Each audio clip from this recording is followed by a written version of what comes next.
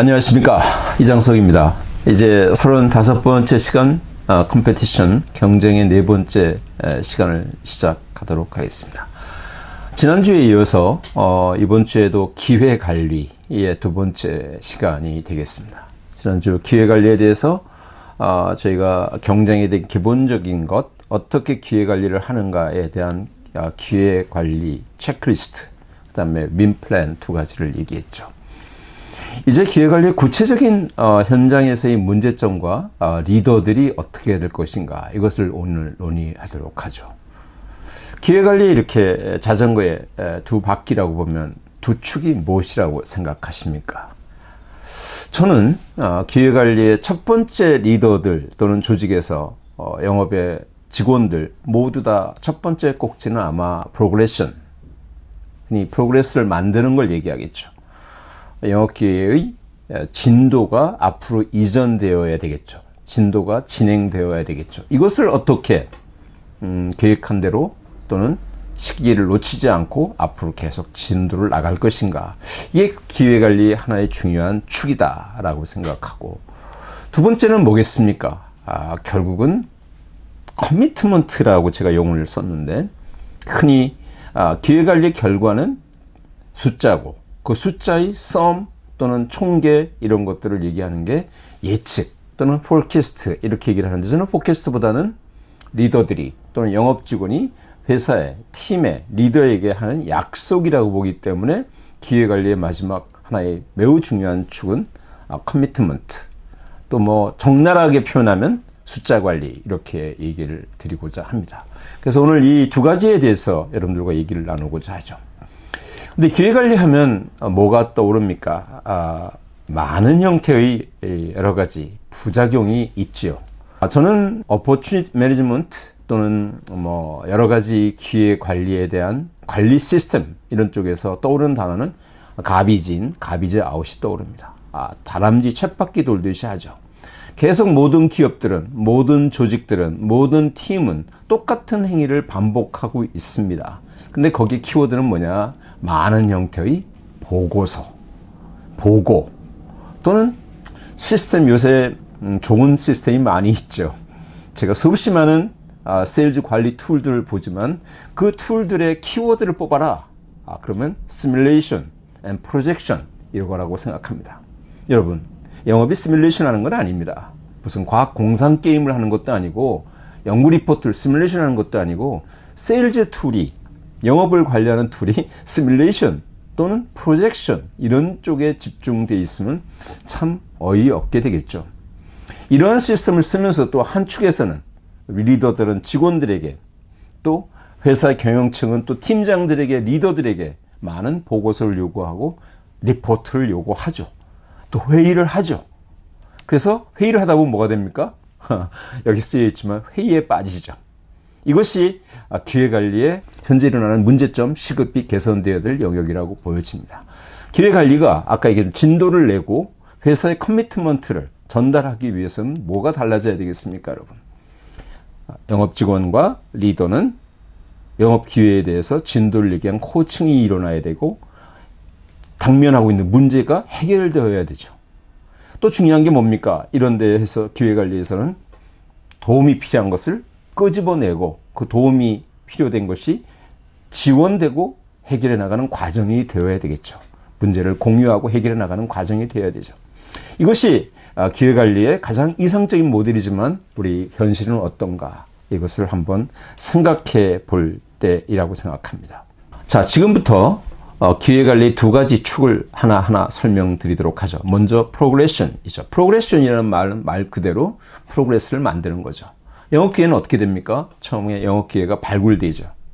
이 영업기회가, 발굴된 영업기회가 실제 우리에게 유효한 영업기회냐 아니냐라는 것을 밸리데이션하는 과정이 있겠죠. 그 다음에는 그 영업기회가 우리의 유효한 영업기회라고 했을 때 팀들이 영업활동에 들어가서 고객으로부터 선택받는 영업활동 기회, 계약을 하게 되는, 선정되는 그런 과정까지 벌어지겠죠. 선정되고 난 뒤에는 약속된 제품과 서비스를 인도하고 고객으로부터 검수까지 일어나는 활동이 벌어지겠죠. 이것이 영업의 진도죠. 이 진도가 일정대로 진행되는 것이 영업 활동의 가장 핵심이고, 이것이 중간에 섰을 때는, 진도가 안 나갔을 때는 그 영업기회는 영업기회가 아니죠. 제가 지난주에 강의 때 말씀드렸지만 영업기회는 생선이다 이렇게 말씀드렸죠. 그래서 시간이 지나도 변화가 없으면 생선은 썩지요. 자, 우선 첫 번째 단계 영업기회가 발굴되었을 때 이것이 진짜 영업기회냐 아니냐, 우리에게 유효한 기회냐 아니냐 보는 것을 밸리데이션이라고 말씀드렸고, 그것을 우리 지난주에 5사와 대입시켜서 얘기 드렸죠.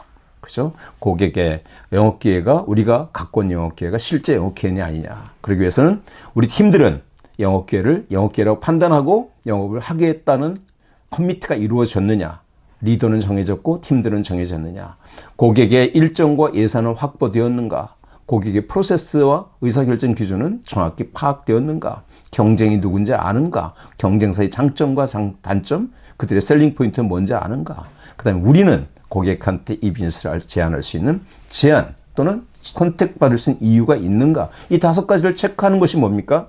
1번 영업기회에서부터 유효 영업기회로 넘어가는 프로그레션을 내는 첫 번째 단계에서 일어나는 거죠. 두 번째, 여러분들 기억하시겠지만 윈플랜이었죠. 여기 5가지 영역 중에서 어떤 영역이 문제의 영역인가, 우리는 과연 고객의 의사결정 프로세스와 의사결정 기준을 또는 의사결정자를 제대로 모르고 있다 하면 그것을 알아내야 되는 것이고요. 경쟁사가 누군지 잘 모른다, 경쟁사의 셀링 포인트를 잘 모른다, 경쟁사의 강점과 약점을 제대로 모른다, 그럼 그걸 알아내야 되겠죠. 우리의 밸류가 제대로 고객한테 받아들이지 않는다, 그러면 그것을 어떻게 전달, 구체적인 계획을 짜는 것을 하는 것을 우리는 윈플랜이라고 했고, 이것은 뭡니까? 문제 해결에 대한 계획이고 그것을 지속적으로 관리한다. 이 2가지가 결국은 되면 영업기회가 유효한 것에서 마지막 경쟁이 수주하는 단계까지 넘어갈 수 있겠죠. 이게 프로그레션입니다. 이것이 가장 중요한데, 여러분 프로그레션에 대해서는 지난주에 배웠던 2가지 축의 실행이다라는 걸 말씀드렸습니다. 자, 두 번째 영업기회관리의 축이 뭐였습니까? 아까 커미트먼트라고 그랬지 않습니까? 회사의 숫자 관리라고 말씀드렸습니다. 여러분들 이 왼쪽에 보이는 이러한 빌딩 블록을 한번 보시죠. 영업기회를 여러분들은 어떻게 구분합니까? 어떤 회사는 100%, 75%, 50%, 25% 이렇게 확률로 관리하는 회사가 있고, 어떤 회사는 하이 오즈 또는 미디엄 오즈, 로 오즈로 하는 회사가 있고, 어떤 회사는 이렇게 펌하다, 미디엄이다 또는 로 파서블리티다 하는 가능성으로 갖고 얘기하는 회사도 있고, 회사들마다 쓰는 용어는 다양합니다. 하지만 결국은 뭡니까? 가장 확실한 거, 보통인 거, 희박한 거, 이런 식으로 관리를 하겠죠. 예를 들어서 이런 영업기회 빌딩 블록을 갖고 있는 회사가 있다고 생각해 보시죠. 확실한 게 100, 중간 가능성이 있는 게 100, 작은 가능성이 적은 게 100, 또는 가능성이 희박하지만 해보자 하는 거에 100. 이 4가지가 있다고 봤을 때 여러분들은 과연 얼마를 포캐스트 하십니까? 어떤 분은 나는 200을 포캐스트 하겠다. 어떤 분은 250을 하겠다. 어떤 분은 300을 하겠다. 400을 포캐스트 하시는 분은 없겠죠. 그렇게 포캐스트를 하겠죠. 근데 장부를 닫고 난 뒤에 여러분들의 결정이 이렇게 됐다면 어떻게 하겠습니까? 여러분들은 거의 확실하다고 판단했던 것에서 여기 보시는 것처럼 80%밖에 이루어지지 않았습니다. 이 정도는 가능성이 어느 정도 있어라고 생각했던 것 중에서 50%밖에 되지 않았다. 또는 가능성이 적어 하는데 은근히 30% 이상을 기대했는데 20%밖에 되지 않았다. 한번 해보자 하는 것에 한 20%는 기대했는데 10%밖에 끝나지 않았다. 그럼 여러분들이 포캐스트 했던 분들이 200을 포캐스트 했던 분들, 또는 250을 포캐스트 했던 분들, 또는 300을 포캐스트 했던 분들, 100을 포캐스트 하신 분이 있으셨을까요? 어쩌면 다 다르겠지만 그 결과가 165다. 지금 이런 결과로 나왔으면 이 합은 165가 됩니다. 그러면 갭이 발생되죠. 정확하게 150을 포캐스트 했던 분들은 150보다 더 15를 더 전달했겠지만 보통 200 이상을 포캐스트 하셨을 겁니다. 그러면 어떻게 됩니까?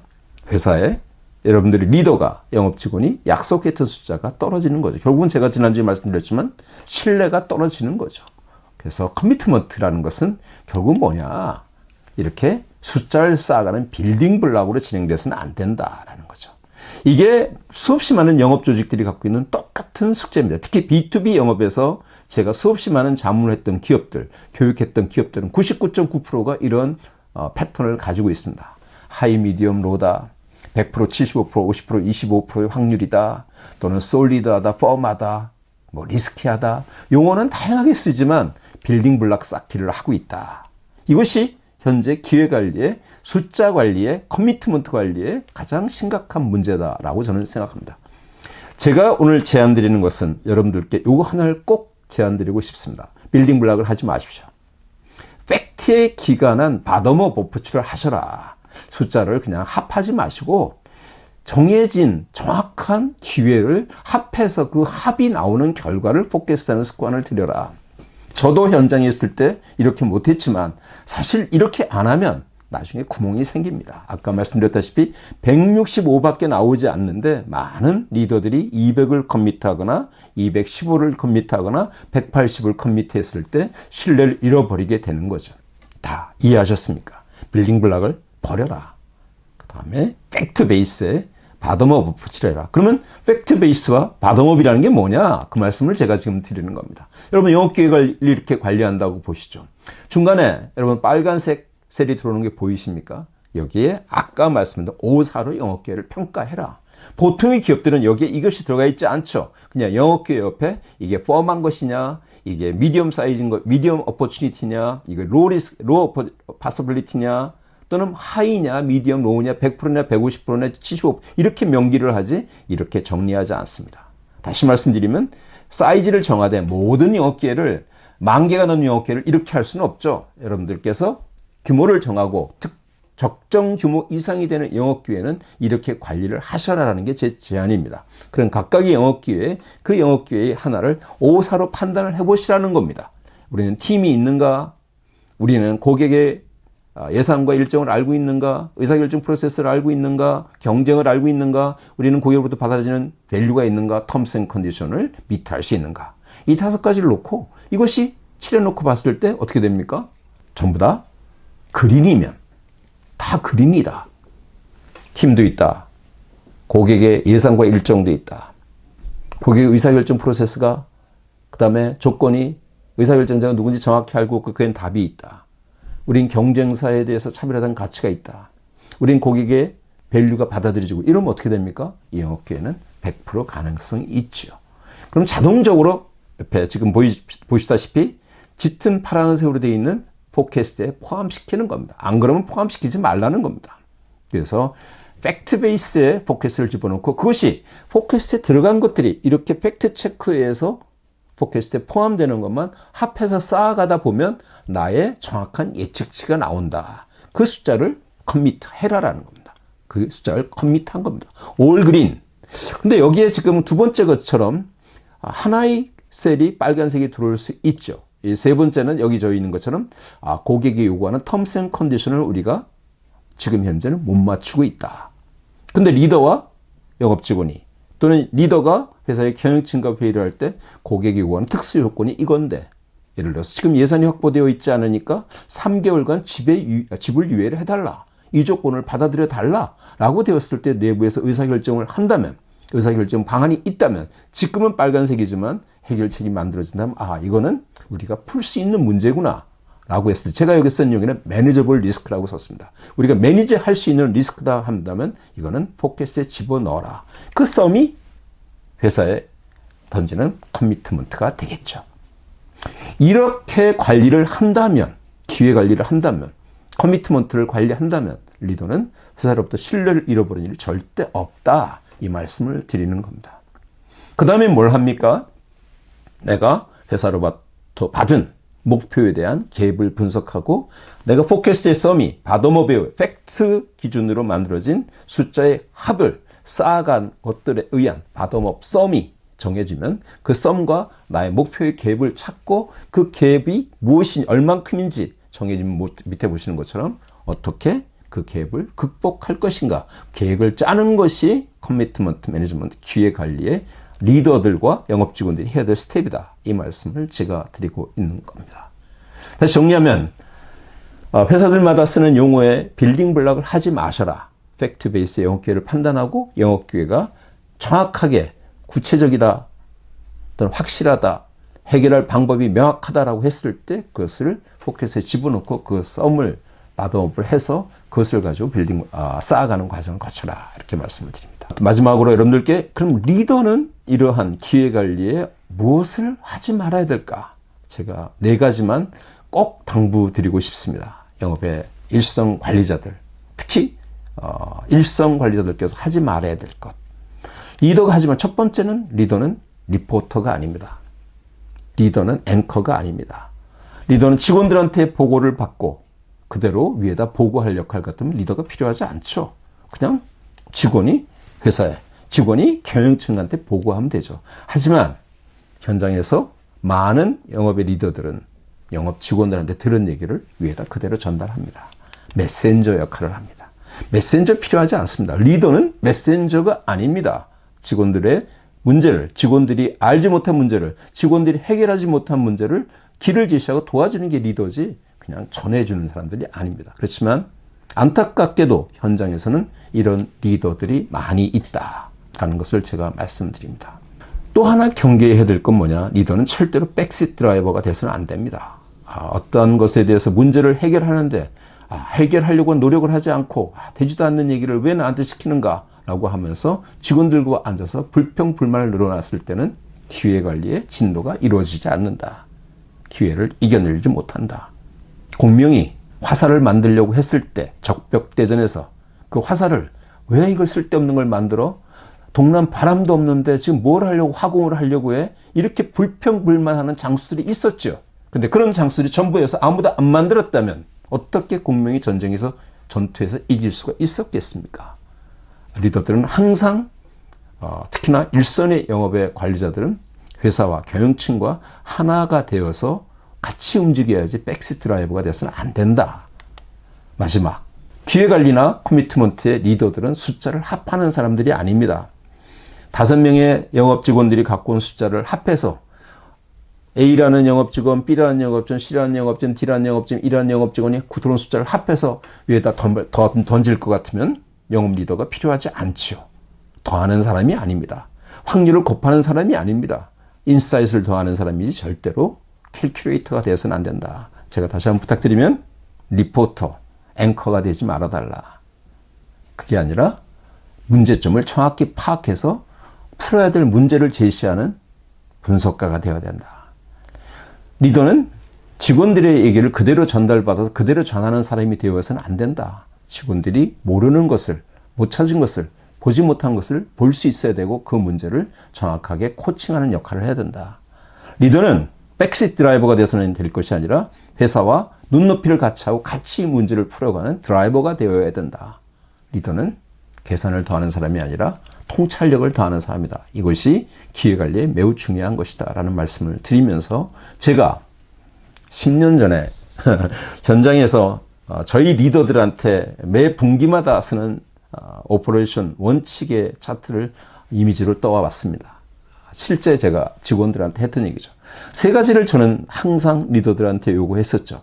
오너십을 가져달라. 리더는 회사다. 회사가 따로 존재하는 것이 아니라 리더가 중요하다. 두 번째는 시간을 지켜달라. 이 시간을 지켜달라는 게 근무 시간을 지켜달라, 출근 시간을 지켜달라 그것이 아니죠. 피니스의 라인, 듀 데이트, 두 라인을 꼭 지켜달라라는 거죠. 기회관리에 이런 프로그레션이 정시에 일어나도록 약속한 일정대로 진도가 이루어지도록 봐달라는 거죠. 마지막이 뭡니까? 리더는 팩트에 근간해서 얘기해야 되고 팩트에 근간해서 관리해야 되지 상상을 하거나 추론에 의해서 일을 해서는 안 된다라는 걸 말씀드립니다. 그래서 리더는 제가 다시 한번 여러분들께 강조드리면 영업기회에 대해서는 진정한 영업기회를 관리하기 위해서는 내가 이 비즈니스에 책임진다는 오너십을 가져주셔야 됩니다. 영업기회는 그렇게 되면 확률이 달라집니다. 두 번째 뭡니까? 영업기회는 모든 것은 일정에 의해서 온타임으로 진행이 되도록 관리하셔야 되고 온타임으로 진행되도록 움직여 주셔야 되고 직접 움직여야 된다. 리더는 그냥 팩트를 정확히 아는 것이 중요하다. 듣는 것을 전하고 그냥 추론에 의해서 움직이는 것이 아니라 고객의 문제가 뭔지, 현장의 문제가 뭔지, 이 영업기회의 문제가 뭔지 숙제를 정확히 하는 팩트를 아는 것이 중요하다. 이 3가지를 오늘 다시 기회관리의 요약으로 말씀을 드립니다. 자, 2주 동안 영업기회에 대해서 말씀드렸습니다. 키워드는 아주 심플하죠. 팩트를 정확히 아는 거죠. 5사를 말씀드렸죠. 그 다음에 영업 기회 관리라는 것은 쓸데없는 보고서를 양산하는 것이 아니라 이 팩트에 근간해서 문제 영역을 찾아내고 문제 영역만 집중적으로 토론하고 진도를 만들어내는 거다. 그게 프로그레션이 키다라는 말씀을 드렸고, 커미트먼트에 대해서는 우리가 좀 더 과거와 같이 빌딩 블락을 할 것이 아니라 팩트에 의해서 바텀업 업체를 하는 말씀을 드렸습니다. 다음 주에는 좀 무거운 주제가 될 것 같습니다. 우리가 경쟁을 얘기함에 있어서 가장 심각한 주제는 영업 현장이 아니라 우리의 사회의 시스템과 프로세스에도 큰 문제가 있다고 생각해서 좀 딱딱하겠지만 이 주제를 다음 주에는 다루고자 합니다. 오늘 귀한 시간 다시 한번 감사드립니다.